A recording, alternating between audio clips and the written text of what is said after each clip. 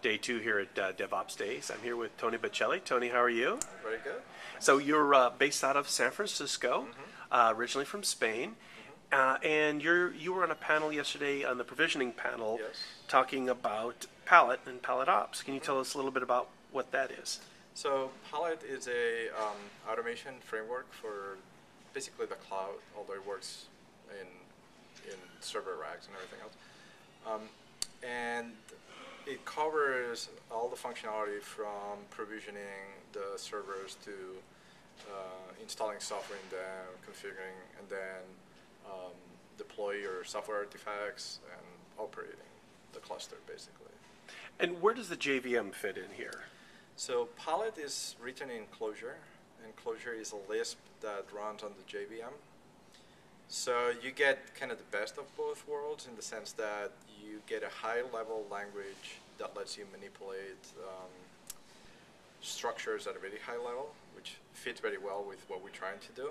And at the same time, you get access to every single library that there is for the JVM world. And how did you come up with this idea, or what led you to this? Was this something you found frustrating in a previous job that you decided to fix, or is it a project? Or so this project was started by Hugo Duncan, which is my partner, out of frustration with existing DevOps automation tools. He was also an old Lisper, so he wanted to work at that level of abstraction and not have to worry about the nitty-gritty of setting up servers. And a few months later, I wanted to start a company, and I needed to set up some servers in the cloud, and I said, no way I'm going to do it manually. So let me look at Pallet, because I like Clojure too. And because of my background, I did enterprise sales back in my previous life, and then I did research on clusters. I started to realize that Pallet had a lot of potential, mainly in the enterprise, although probably not now, maybe sometime in the future. And so you just alluded to it, but you were doing some research, and so as you mentioned, you actually were at UCSB, University of Santa Barbara, working with Rich Wolski. What were you doing there?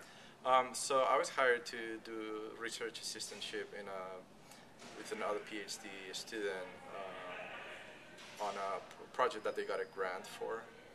That was basically trying to investigate how you can provide good quality of service on computer clusters without having internal knowledge about how the cluster is built.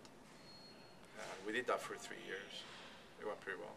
And you said, what part of that have you pulled over to help you with Pallet? Not much, actually.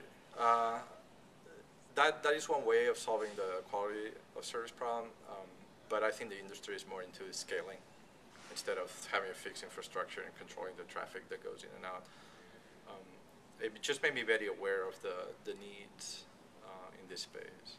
And then just to conclude with, where do you see Pallet going over the next year, or where would you like to see it go? So Pallet is built as a platform, as a library that you can build on. And so right now it's just a pure open source project, and we're trying to build a company around it. There are 2 directions that we're going. One is we want to add even more flexibility to Pallet for some use case scenarios that people have been bringing up.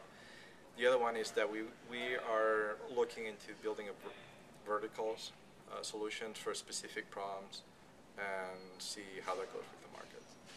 Excellent. Antoni Batchelli, thank you so much.